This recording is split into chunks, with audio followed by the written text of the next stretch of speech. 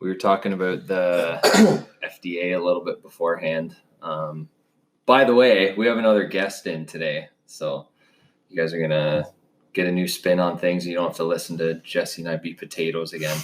But so you'll find out about who our guest is in just a minute here. But Jerry was telling us about some interesting things about the FDA beforehand. So you were talking about like the invention of Viagra. Yeah, how it was invented for blood pressure. So it was to lower blood pressure and help with like heart angina, stuff like that.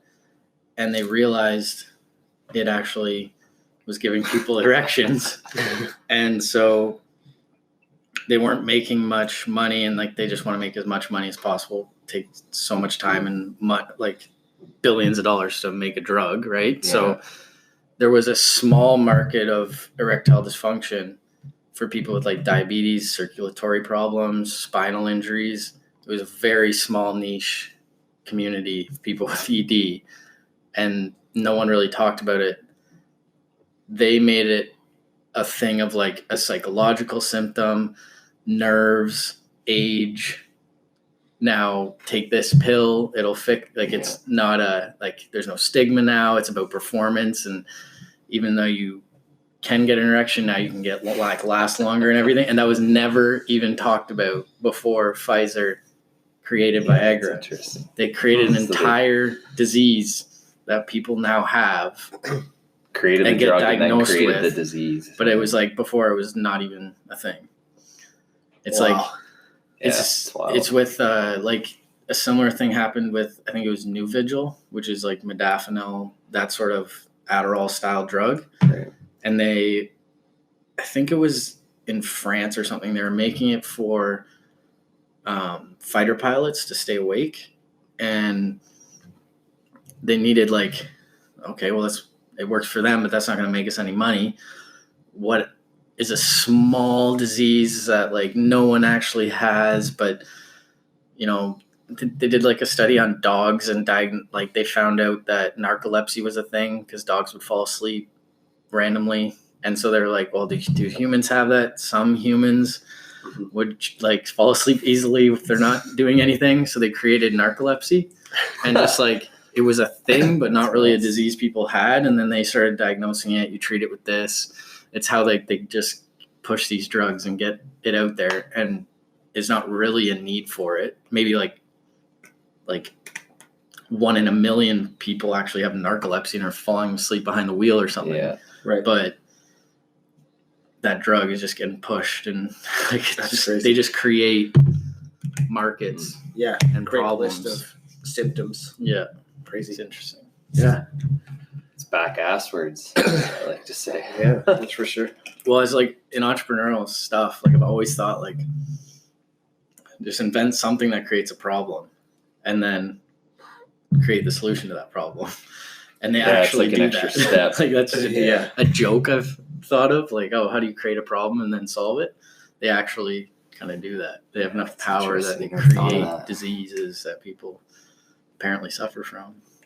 Wow, that's crazy. So we'll probably I imagine we'll get a little bit more into the FDA a bit later on, but do you want to give us a little bit of a background on? So we haven't even mentioned your name yet. So we have Jerry Ennett on the show. Did I? Yeah. It says first name for sure. Yeah. From Stratford, Ontario. Works in, I'm not going to give you the full spiel because I won't do it justice. He's going to go over it. But 3D printing for prosthetics, essentially, kind of again, that's very, very short form definition. But do you want to give us just a little bit of a background about kind of like schooling, how you got into this, and then experiences as like an entrepreneur? Yep. Yeah. So I went to the University of Guelph for biomedical engineering. It's kind of like mechanical engineering with some added biology and chemistry, and like human kinetics sort of stuff. So when I was there, it was like my second year. Second year, I decided to go out to this there's like a 3D printing innovation club. So I just went out there I went to this meeting. Turned out they were actually having like elections. So I was like, all right, I'll run. I don't know what I'm running for, but I just like put in for a position of like 3D printing director and talked about my experiences and stuff, which I didn't really have any for that, but I knew about it. So then I won because there was not a lot of other competition. So I ended up winning that election. So that got me into 3D printing. And the first project we worked on was a prosthetic hand for a girl in Guelph. So it took us like 6 months of like picking out the printer, doing some tests, meeting with her, getting the size. 3D printing, if you've ever done it, especially with like, a machine you can get for like $2,000, there's a lot of like finicky stuff to explore with. There's the temperatures you're printing it at, the bed temperature, the tape you're using, the glue. It's actually kind of difficult to get a nice looking functional print out of those machines, especially when you're starting out. So it took about 6 months, and then the school heard about it, and it was actually for like a professor's friend's daughter, but then it got back to the school administration, and then they shut it down because they didn't want to have like insurance issues, which we had promised this girl like a hand. Like she was born without a hand, or she was born with a palm but no fingers, and she had a thumb. So it was pretty disappointing, especially for her as well. So there was like summer company in Ontario where you get like a college or high school student can start a company. You get, I think it was $3,000 to start, and then you get like some mentorship. So I did that and bought my own printer with the $3,000, and then that's when I started Taurus. So it's called Taurus 3D, and my first project was making a hand for her. So we did it, and then basically would make that stuff was free. It would probably cost me $25, $50 to make, but we would donate them. And then did it Boy and Kitchener as well. And then we would make money through there's engineering projects at every university. So I was at Guelph, and every year there would be they'd have to make prototypes and everything. So I would put in I'd put my quotes in and beat the other 3D printing companies. I was like, live down the street, you just come and pick it up, pay cash, whatever. So I was making money that way, just printing prototypes. And then I got into, this is where it kind of takes a turn. I saw, it was Dr. Julie Lynn Wong. She's a doctor in Toronto, runs, it's called 3D for MD, 3D printing for medical doctors. Okay. And I saw her she was a analyst on our space medicine consultant on Mythbusters. And I was like, out of Toronto, I was like, oh, that's pretty cool. So I just emailed her and said, ridiculous. Hey, I'll be an intern for free if you want to hire me for this co-op this summer. Because finding co-op in biomed, I mean, there's, especially in Canada, for me to actually get a biomed engineering job, I had to go to Victoria, BC. So there wasn't a lot around. So I was like, okay, well, I'll work for free. And then NSERC actually retroactively funded me the next year for all the work I had done. So that was lucky. But what we did is we would 3D print splints and stuff for NASA. So we were trying to design a splint that would be printed on the space station. So they have a printer there. That's pretty cool. It's a pretty cool project. So they have a printer on the space station, and it has like their own issues with printing in zero gravity. Yeah, what the heck? So it helps certain things, like let's say you wanted to print like a bridge. You need support material because gravity's going to pull the bridge down. Right. It's going to warp down. There's not that exact issue in space, but it has momentum coming out of the nozzle. So there's all their own issues. But what we did was did a bunch of testing and prototyping. And then we had, we did some work for the CD, like the Canadian CDRC or whatever it is, the Defense Research Council. And they have access to the astronauts' hand sizes through laser scans because they all get scanned for their gloves. So the reason, I don't know if you've ever played volleyball or basketball, it's called mallet finger when this tendon rips off.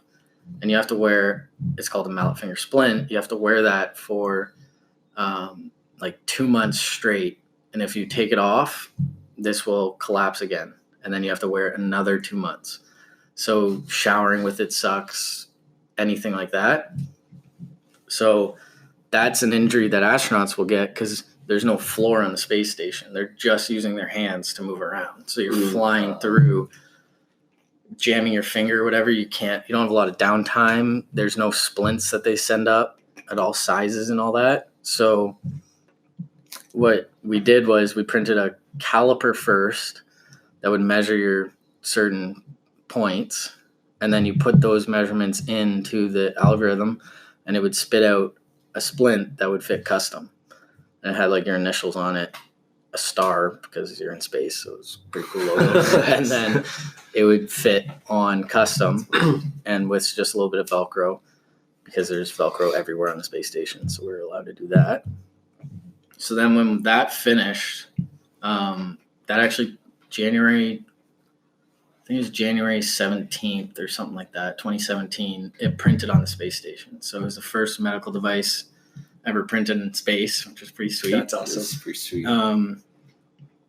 So then from there, I was doing that and doing a bunch of assistive devices for people with like cerebral palsy or MS. So woodworking tools for them or exercise devices for them so that they could, hold the bike and stuff like that.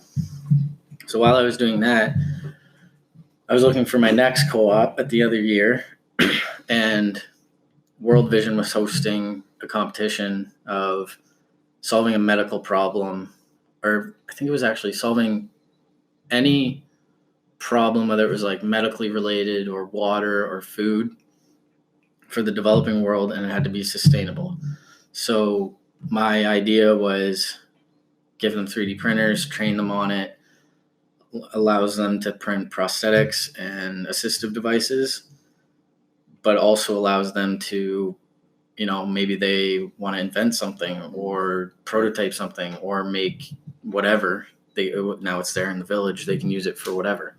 So have it as like there's your little manufacturing facility. You can make cheap assistive devices, but you can make anything else you want. So there was like a pitch competition for $25,000 plus like all this support from them and everything. So I won that. And then the launch of that project was kind of like a pilot project was when I went to India and brought 3D printers and trained them on it. That's the one in Amar Siva Sangma. Am I saying that right? Sangam, yeah. Sangam. Sangam. It's Sangam, I think. Yeah, Amar Siva Sangam. Yeah. So it's in like a super remote area in the south of India that it was like hell to get to, and the border like seized our printers and stuff. Oh wow. It was crazy, but as soon as we got there, like the person, so we don't really understand how many problems they have. They have nutritional deficiencies plus like a history of inbreeding and stuff like this, plus just a slew of disease that leads to birth defects. So a lot of their stuff is people are born without arms, without hands, just to the elbow, legs, spinal deformities, a ton of them. But where we went to this village, this whole village is like a gated community of everyone has a disability, but they all do something. So we get there and there's a guy with no arms pushing a girl with no legs in a wheelchair to the meal hall, just like pushing her up the ramp. And then when we get in for dinner, she's feeding him. Like everyone has a job. It was really, really crazy to see. But the person checking us in, because they have to do all these like visas and everything, is this lady that has no hand. So she had just to the wrist, and she was kind of like typing and trying to type like that. So the first thing we did that night was I measured her really quickly, and then she didn't know what I was doing really, but I made probably took 10 minutes to design and 2 hours to print, and cost like $1. It was like a little hand that you could type with. The full hand? Yeah, so it was probably the size of like a regular hand, and it had 2 fingers, so that she could like hold enter and tab and like type with this, what she used to not be able to. She could only type with one hand and kind of hit shift or whatever with her stump. But now, so we made it, luckily she was wearing, every photo on her desk was her wearing the same dress. So I guess she had one dress that she wore, and it was gold and purple, and we had those colors. So we printed it to match, and she loved it. That's awesome. So like something like that is so quick and easy, but it's a huge help to her, and she was like super excited. And it was actually fun. The weirdest, like biggest shock when you're there is the food. So when you eat Indian food here, that's northern India. So that's like curry, chicken curry, korma, lamb korma, butter chicken, all that stuff. Down there, they're all Hindu, and it's all vegetarian. They basically, what they have is a size of your MacBook. They've got a plate, like a tray, and then you put 2 pounds of rice on it, and then you squirt some milk on it and like mix it around with your hands and eat it. It's disgusting. By the end, like Jaden's the guy I went with, a videographer. Him and I would just skip breakfast. We just couldn't do it anymore. We'd eat lunch and then skip dinner. It was just terrible. Was that rice meal for breakfast, lunch, and dinner? Yeah. So what it would be is you get like, basically imagine a pita bread or like a tortilla wrap, and then like gritty milk. And so you soak the bread in the milk and you just eat that. That's to prepare your stomach at breakfast time for lunch. Okay. Cause it's like a little spicy at lunch. And then lunch, you get spices, rice, and milk, or like a chutney or whatever with like chickpeas. And then you mix that around with your hands and eat it. And then dinner is to soothe your stomach from lunch. So it's the same thing as breakfast, like a pancake you mix around in milk with like coconut or something. It's disgusting. But it actually took us 3 days, no, probably 2 days, like 3 full meals of complaining about how to eat with our hands, because it was just, dirty. Yeah, that was my next question. So I text my mom, and she's like, hey, idiot, why don't you just 3D print a spoon? I was like, oh, definitely something I could do.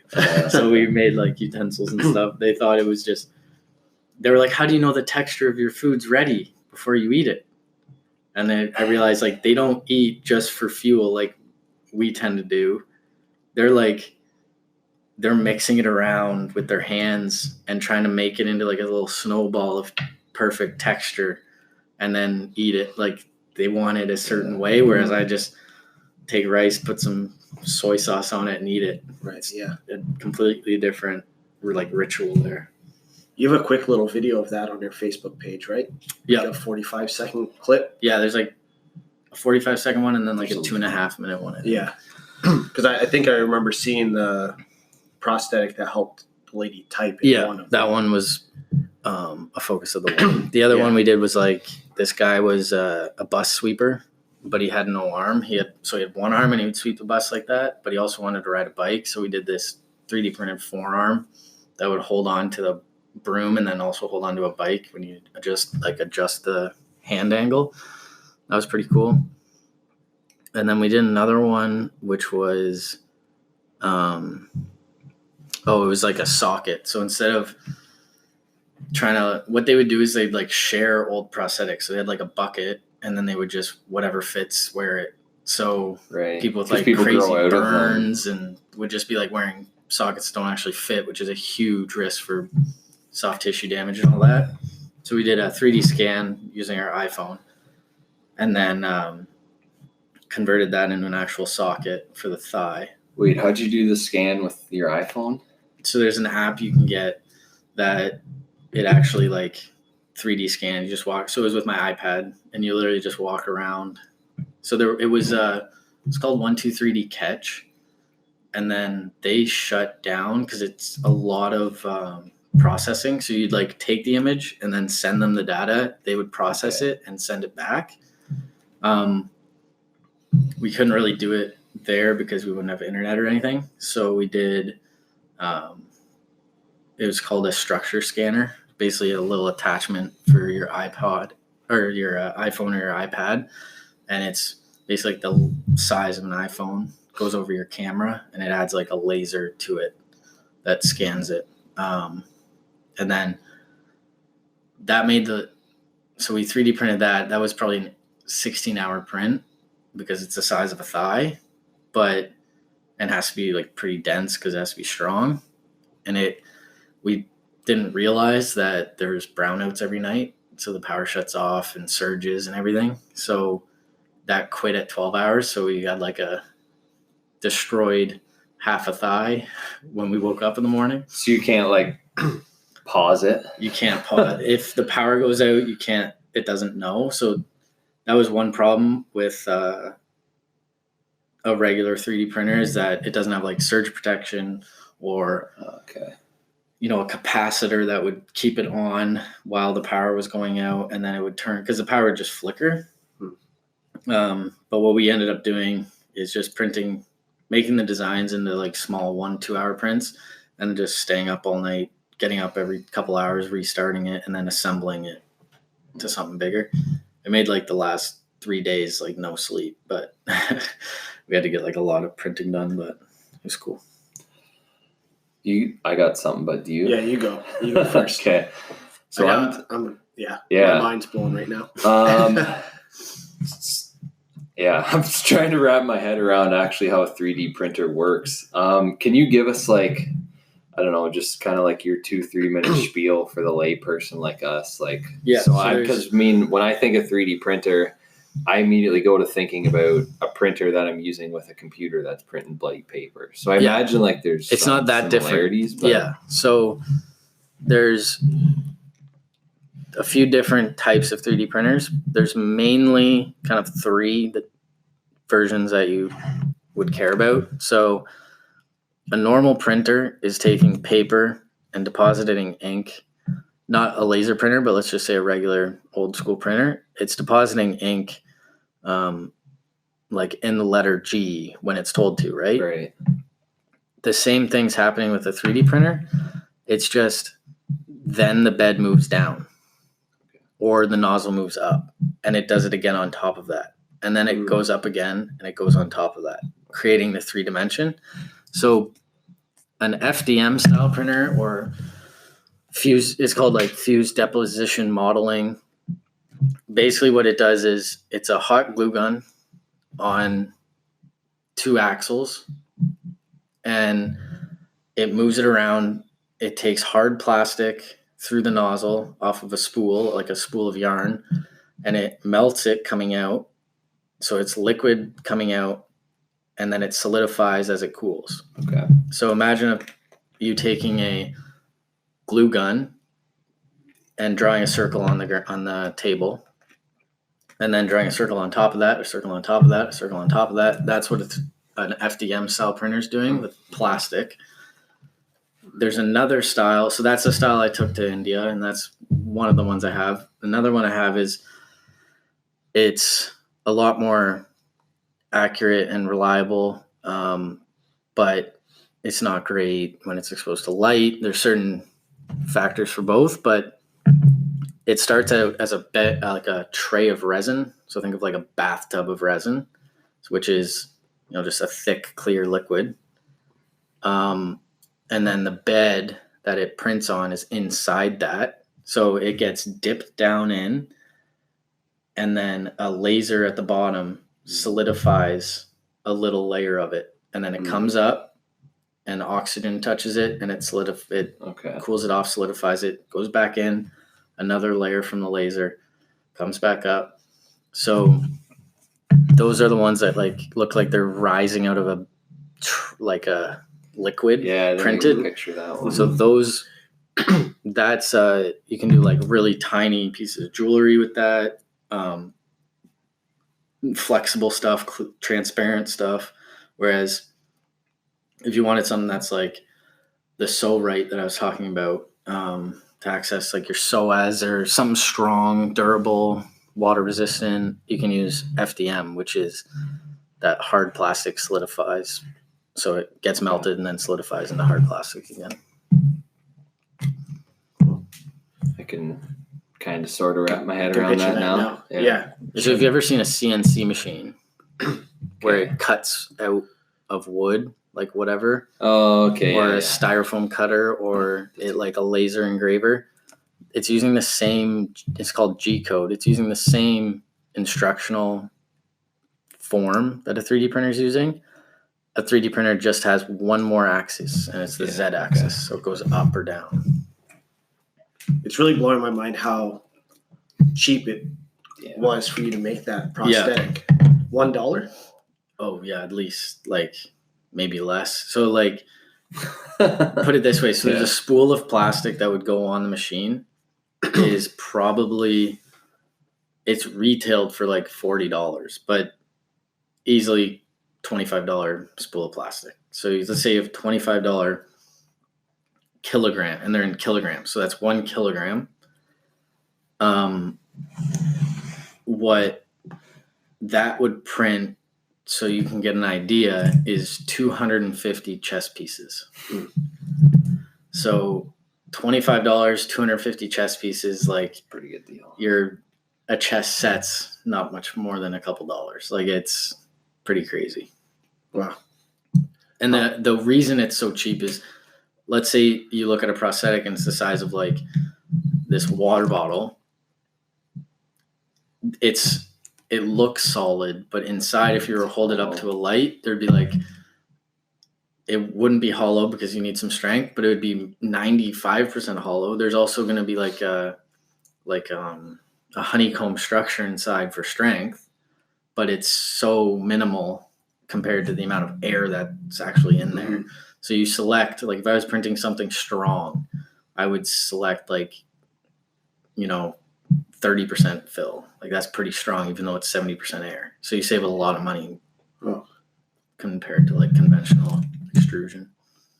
On that, excuse me, on that one trip specifically, do you know how many prosthetics you created? Yeah, we did.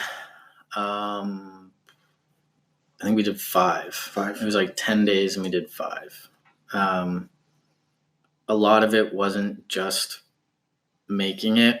At the end, so we started with one, and then at the end we finished with a few. But the bulk of the trip was training them on how to use it themselves. So showing them how to design, download pre-made designs, and then servicing the printer and making sure they actually knew what was going on. And then I just left it there, so they still have it. They still have the printer. Yeah, have you heard from them? Yeah, I've heard a bit from them. They've made a few things. There is still an education gap with like designing their own stuff, which would be a whole other problem. But they can definitely make their own like utensils. The designs they have that I've made, they have now, so they can scale them. So if someone else wants like an arm like that arm wasn't custom made for him. It was just custom made for his size, and you can adjust. You can print it at 1.5 times scale for a bigger person or less, so they can make those stuff. I think it's difficult for them to see a problem and then decide to design it themselves, because it's something so new to them that they don't really know how to design on the computer and all that stuff. But they can adjust it and print and stuff. Cool.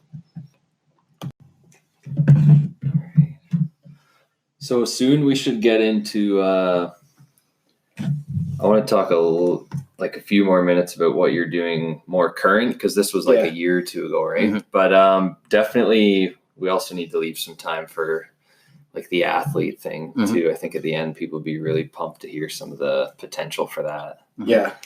So right now you are more so you'll basically go to an OR room where they're doing surgery, and you're right now mostly focused on hip. Yes, right now I work Specifically? for it's called IntelliJoint Surgical. So it's now my day job is basically a clinical engineer that goes around and trains surgeons on how to use a navigation device. So it's for total hip replacement. So that's why I'm always in the US traveling around. Basically, it'll be like fly out Sunday, go to a couple hospitals, train them, run a case, and then fly back home.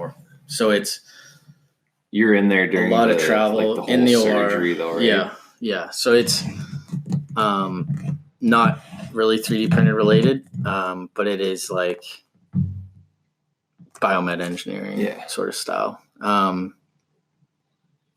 The one thing that I think you guys would find interesting is I've mentioned it before, the podcast is just where 3D printing and other tech like that in the hands of athletes and coaches, but also right now in the hands of like Nike and Adidas, where that can lead for fitness and CrossFit, running, that sort of stuff.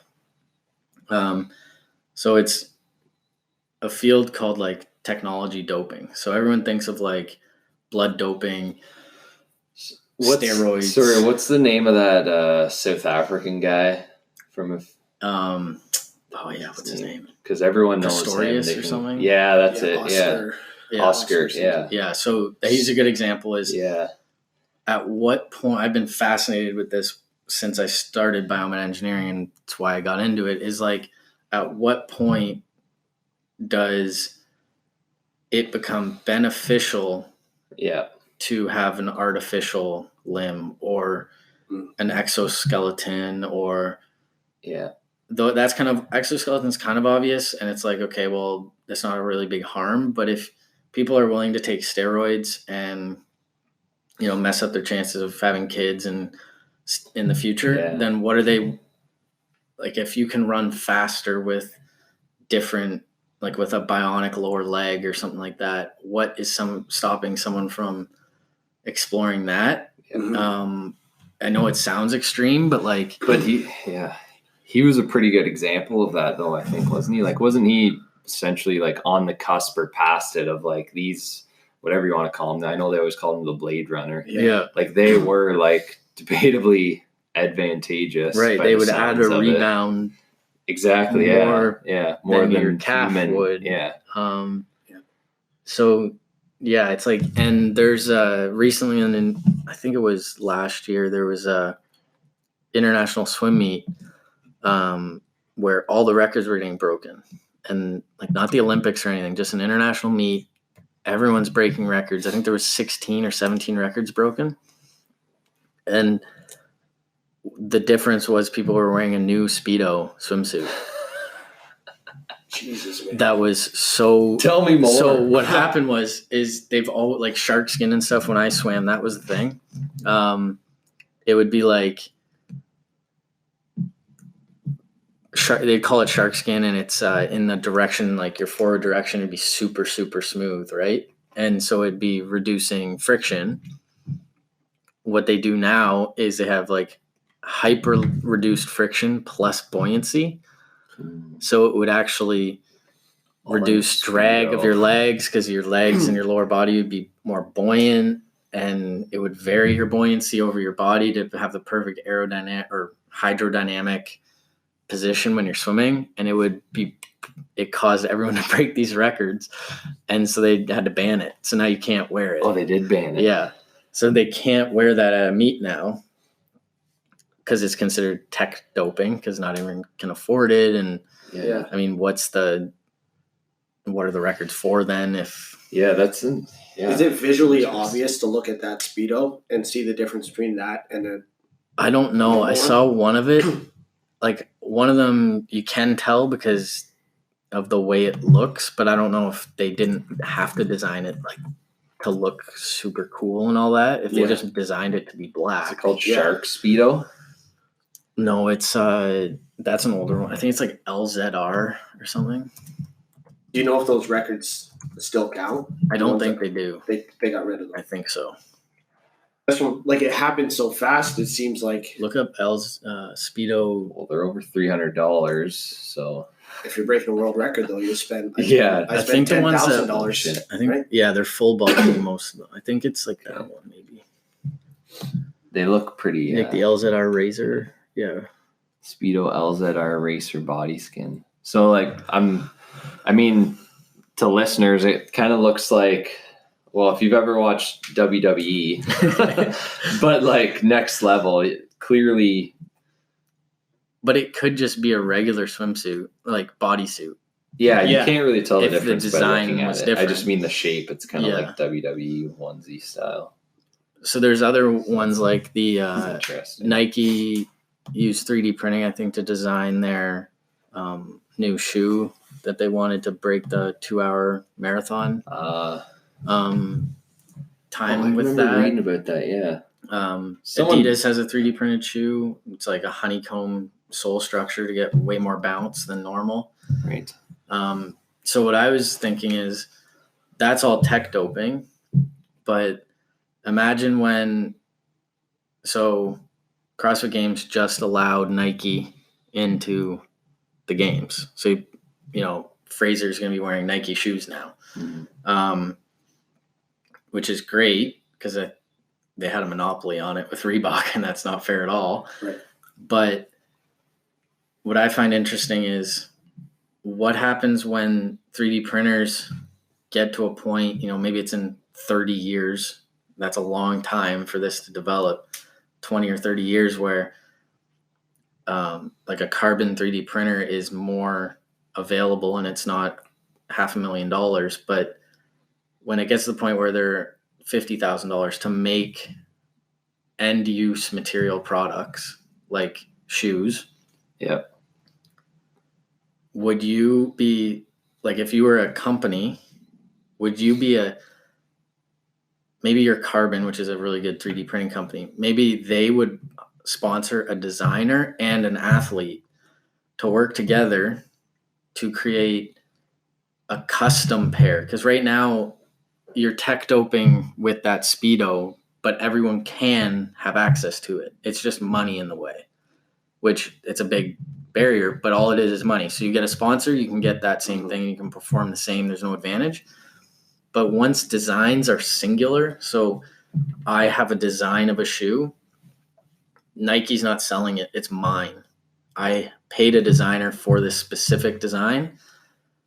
It's going to be really hard to regulate whether Matt Fraser's design, that he is the only one that has a print of that shoe, is adding advantage than Jacob Hepner's design that he got from his designer that he paid. Mm-hmm. So it's when you get into like custom one-offs like that, where it's not Nike and Adidas making it, it's some mechanical engineer designer or 3D printing designer that was hired by the athlete. So the first things I thought about, because there's not any literature on this is what I was thinking when I was driving here, is like, if I were designing a shoe, I would have a little clip on the side that would dig into rope for rope climbs, like little teeth or something. I would have really low friction plate on the back for handstand push-ups. I'd have like a really grippy, spongy toe for like pegboards on plastic. So like these different things that you can take off when I don't want the tee, when I'm not doing rope climbs or not doing handstand push-ups, so I don't weigh it down. Maybe they have like a carbon insert for box jumps so I can bounce up and bounce down. Yeah. So like when you get to this specific, I think at a certain point you're going to have CrossFit Games saying, okay, only Reebok again. Like, Yeah, that's interesting. you're going to have to close it down and be a monopoly. Like, you can't take steroids. You can only take, creatine and caffeine or whatever. Yeah. It's going to be like that for technology. So Yeah. plus training. So not even just in the like competition where they at least can control that, but in training, if you have a superior designer working with your coach to make, a simple thing like fat grips, which will work your grip strength more, that's very easy to 3D print. So you can do that. And then does your designer and your coach come up with something that's more brilliant than the next guy's and it trains you better? It's like people don't think because they don't know what's capable with a 3D printer yet. And they're still so new and they're good for making prototypes. They're not great for making end use products yet. But you're going to get there. They're just expensive. Like Nike makes end use products with them. Adidas makes end use products with the carbon 3D printer. But once that's not, $1 million, I wonder how it's going to like change sports. Because the same thing could be said for skates and Right. basketball shoes and all that sort And of so stuff. the idea being is that like hypothetically you could make these exact same products by hand, but it would just take way too long and way much material, way much labor. Is that the idea? And then once you get the 3D printer there, you can make these exact same things, but fraction of the time. And some you can't make by hand. So there's structures with 3D printers that you can get that you can't get with injection molding. So like a honeycomb internal structure, there's no way to really make that by hand to make things light and strong in certain areas, flexible in other areas. You can change densities. With like voxel printing, you can change the mechanics of certain parts, certain tiny parts of the product.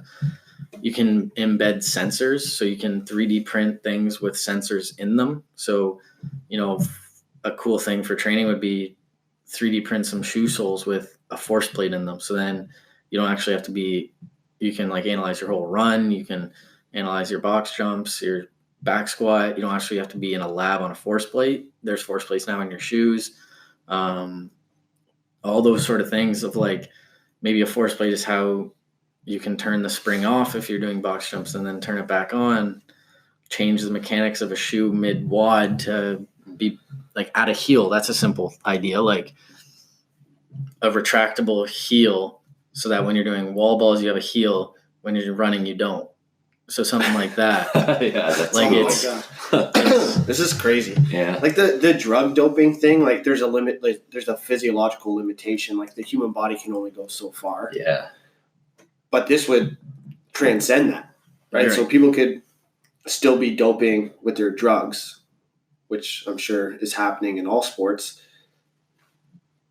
And then once they reach the highest capacity of the human body at that point, now we're just going to put this on top. Right. And it just keeps going. Like there's no end. Yeah. I kind of want to see it. Wait till the Russians get a hold of this. Dude. Yeah. Well, I mean, I think it was last week, some guy snatched 460 pounds. What? Yeah. Apparently clean from a drug standpoint. I mean, that huge guy that set all the record. Yeah. So you can speculate all you want, but you give that guy like all of this technology, or like it doesn't make no weightlifter. Okay. Yeah, like the best weightlifter, Lasher, something. World record total too. Yeah. Jeez. But imagine even give that guy. Like it's far off but like we're pretty bad at predicting. Yeah, we're terrible. Exponential stuff, especially when it comes to like when 3D printing and AI come together. I mean, imagine, because you can kind of 3D print, I think it's called Myant. It's out of, I think it's a Canadian company, and they 3D print textiles. So like shirts and smart clothing. So imagine like knee sleeves or imagine elbow sleeves that get stiff overhead. So they almost help your arm lock out.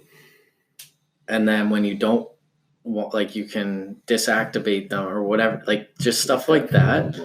That would be so advantageous and like difficult to detect And like when people can make themselves, it's not going to be like Nike and Adidas and Reebok on the floor. It'll be like Fraser's version of whatever he wants. Mm-hmm. Yeah. And controlling that, and like it'd be super hard unless you say only Reebok.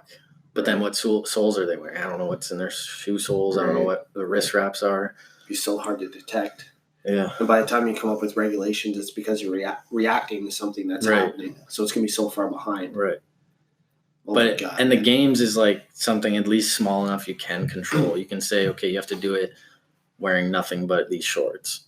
Right. And maybe that's the way you go. But I think CrossFit's growing to the point where I see like there's a lot of competitions now all the time, but like I see almost like a circuit where it's like motocross where there's competitions every year and how you place in each of them. I give to your point total for like an Ontario league or whatever. Right. Those are going to be really hard to, like the amateur pro-am tour sort of thing is going to be really hard to regulate, like what you're wearing. Yeah, that's true. That's a good point. Yeah.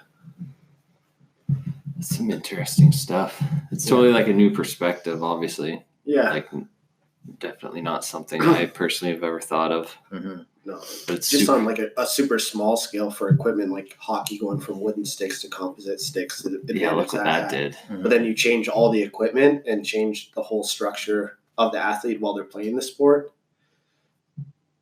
It's the whole, it's like the drive behind 3D printing is to be, the idea of it is the democratization of manufacturing. So giving people the ability to manufacture themselves, like their own things. So instead of having to have big brands like Nike, Adidas, and Reebok making these things for you, if you're wealthy, you can afford the $300 stick, and you can't, everyone else maybe the $100 stick or whatever. And you do have an advantage, probably from if it's lighter, better flex points, all that. But imagine a point where if you have that money, you can pay the best designer in the world, like a freelance fitness designer, equipment designer, to design your kid the best hockey stick or skates. And they have access to a 3D printer that no one else has access to, or it's just a whole other factor people will just never really think of until it's there. Because that's not like when, what was it, TPS rubbers or whatever came out, and then every kid goes and buys that stick. Yeah, it's going to be like your kid has their stick based on all these different data points that this designer's collected. And the designer's not going to make that. You're going to have to, someone's going to have to steal that design. Like, these are G codes that, I mean, the security behind it's going to be really difficult to control because security in anything digital is pretty hackable. Yeah. But it's, I mean, once that gets better, and I mean, just imagine what a designer would be able to come up with that an athlete wouldn't even think of.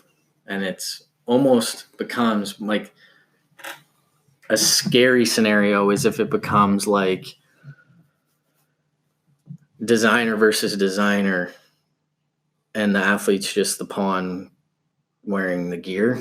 Like, you know what I mean? Mm-hmm. There'd be like, once exoskeletons come in, I think there might even be a market for that, and just almost like a niche market, like American Ninja Warrior or something like that, where they're wearing exoskeleton test suits. monkeys, right? Yeah. Mm-hmm. So it'd be like a spectacle. It wouldn't be what's the human, because that's why sport's cool. What's the human ability and what? Which I think the way things are going, we need something like that where we can just literally whatever these people want to do, whether they want to take steroids, whether they want to use exoskeletons, artificial limbs, whatever, to just totally like soup up their ride, if you will. Yeah. I think we need something like that as like an outlet for all of these resources to go. Otherwise it's, I don't know. I don't know if it'll help the actual regulated sports. Like, I don't know if it'll help keep those things out of regulated sports, but it'd just be cool to see. Yeah. Yeah, I want to see it. I want to see it really, really bad. But yeah. It'd be like playing a video game. Oh, right? yeah, Like you're designing your character. Like, I want more power. I want more speed. I want this handed shot. Like you could just change it. You could do whatever Yeah. you wanted with that person, make them look however you want, dress them however you want to, and perform. Like you'll know how they're going to perform before they even do it. Probably at that point, you'll know exactly. Sounds what's gonna incredibly happen. dangerous, but still, Yeah. A lot of sports are dangerous. yeah, they are. I wonder if this is going to be like an Icarus thing, right? Like that happened so long ago, and nobody knew at that point in time what was going on. Like I wonder if there's little small pockets where like the people are Russian already, doping thing. You mean? are people already playing around with this? And I mean, it happened with the Speedos, so Yeah. there's. I think people are playing around with it right now, though. It is at, Speedo, Nike, Adidas, like they're using 3D printing because they have the money. But yeah, it's experimental. They have the money. To get the 3D printed Adidas shoes are $1,000 or whatever they were. Mm. They're a limited run, that sort of thing, because it is expensive to make. But price is plummeting. Like the 3D printer I first bought for probably $4,500. Better ones are for $1,000 now, and that was, a reduction of 400% in 3 years. 3 years. Wow. Yeah. So it's pretty crazy where it can go. I don't know. Yeah. So what's the craziest thing that they're printing right now? Like, aren't they doing organs? Yeah. So how that works is you print like you would take you'd print a scaffolding. So let's say you wanted to print like let's say an ear or a liver. You could print the scaffolding of that organ, which would be out of like, it's either a dissolvable material or like an inert material that wouldn't react with the body. And then you would print kind of like literally taking a glue gun or a syringe and just coating it in the cells that you want it to grow into. And then I'm not sure how it works. They give it some, signaling and stuff, describe it, what they want it to turn into, whether it's the stem cells or the actual organ cells. And then they incubate it for, months or a year until it grows. That's insane. So I think there's been a couple of ears. They started out like growing the ear on the back of a mouse and all that. And so I think ears have been done. The really, really tough area that's going to limit it is vascularization. So trying to print a vascular tissue is really difficult.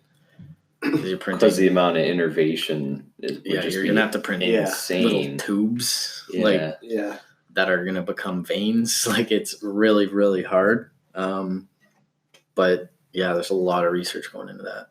So they can create like a similar structure and shape of that organ, but to make it function as it would on a human being is, I think they've gotten some like pretty good breakthroughs for vascularization.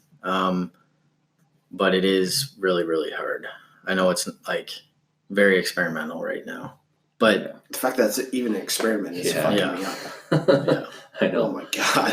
So do you think there will ever be any potential for 3D printing when it comes to the spinal cord in particular? And so the reason I ask that is because it seems like, to me, it seems like the spinal cord is kind of in its own category from some of the other, not that the spinal cord's an organ system, but from some of the other organ systems throughout the other body, and that it can't regenerate. Right. So like many other organ systems, we damage them, they can usually regenerate. Someone severs their spinal cord, they're paralyzed for life because the spinal cord can't regenerate.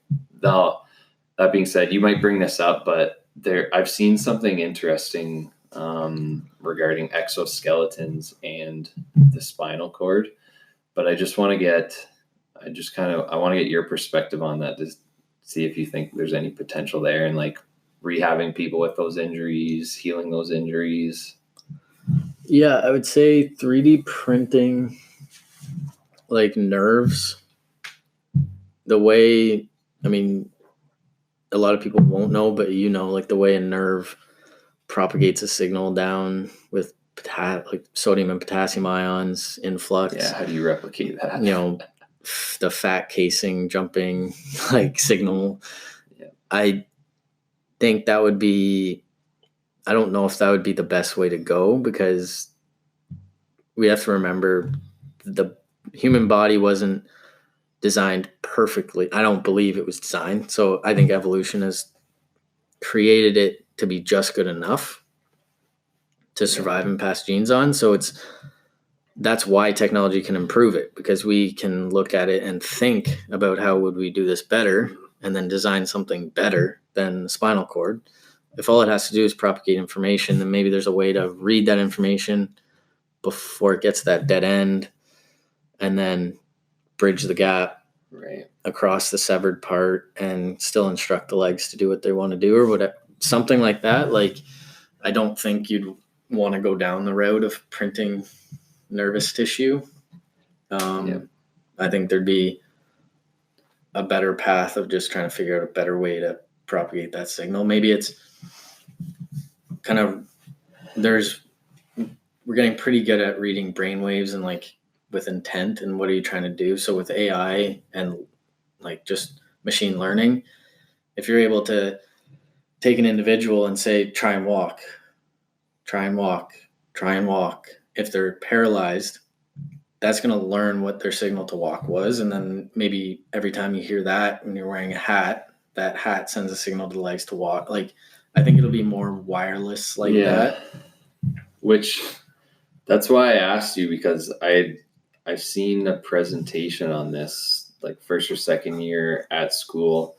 They showcased this. It was an exoskeleton. They showcased it at, it was FIFA World Cup. I think it was when it was in Brazil.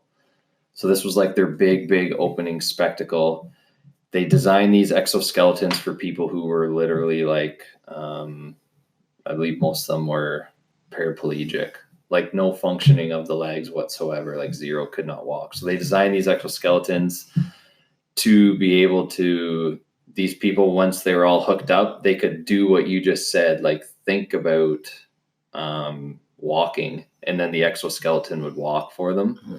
So like this person who had absolutely zero function of their legs before this whole experiment started was at the start of the FIFA World Cup in his exoskeleton suit, wheeling around kicking a soccer ball. But the most wild part about it was, and this is the part about the presentation that I'll never forget, was because they were using this exoskeleton and because they were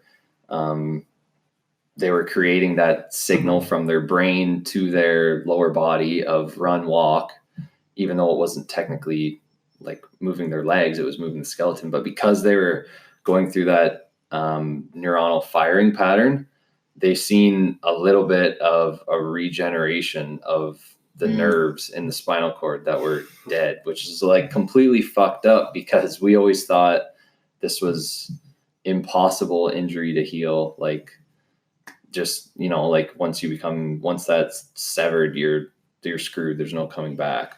So it seems like there's like some amazing potential for this technology. So I wonder if like, if you don't use it, you lose it. So there was no reason for them, once they accepted that they were paralyzed, there's no reason for them to continue to tell their legs to walk. Right. Yeah. And then that end would just not regenerate. Yeah. Let them wheel around in that exoskeleton for 5 years and see. Yeah, and I think that's exactly happens. Yeah, and I think that's exactly what they're doing now, which is insane. That's crazy. Yeah. So then take the exoskeleton off, and then all of a sudden these people have a little bit of function in their legs. Can you imagine the look on that person's face if that. Oh my God. Yeah.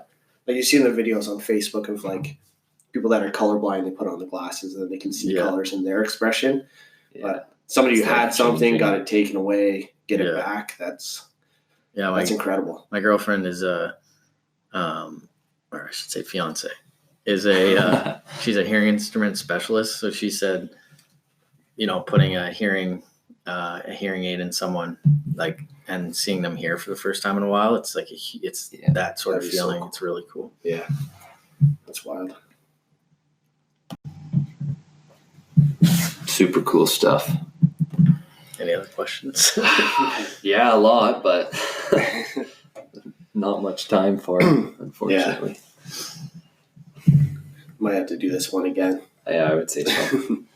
Probably be some new stuff come out by the next time we do it, like just in the next couple months, probably. Yeah, especially if there's been that many changes in 3 years, just in the cost of the technology. And, I mean, that makes it more accessible to more people. And yeah, it's crazy. Yeah. So where can people find you? Facebook, website, all that? Taurus 3D on Instagram and Facebook. Website, taurus3d.ca. Nice. If you want any 3D printing stuff, hit me up. Yeah, I'm interested. The videos are really cool. They're definitely they're if people are listening and like having a hard time visualizing what that would look like, it's really clear in the pictures and the videos that you have on your page. It is cool, yeah. And seeing, like you said, with the hearing aids, like seeing the expression on the kids' faces, same thing with those videos. Like, it's cool when you see the people's reactions, because it's people getting a new limb, like especially these people who have not even really ever seen a laptop, let alone. Yeah, that's insane. It's crazy. All right. Well, thanks a lot for joining us. That was good stuff. That was crazy. I'm gonna need a few minutes, few days to digest all that. I don't usually listen to these, but I'll probably listen to this one because, well, I'd like to listen to that. Yeah, the more you understand, the more questions come up, because a lot of people just don't think about it because it seems so just far different off. way of thinking. Totally. But like, just imagine if restaurants were the only way you got food, but then someone designed a stove and then you could make your own food, and it doesn't. Right now, it doesn't seem that weird that we make our own food, but imagine making your own shoes, and then technology added to that, it can change performance too. Yeah, that's awesome. Great. If you guys have any questions, like about this episode in particular, us or Jerry, just feel free to shoot us a message. And you have all his contact info. We'll post it in the bio as well. But otherwise, you know where to reach us. So cheers.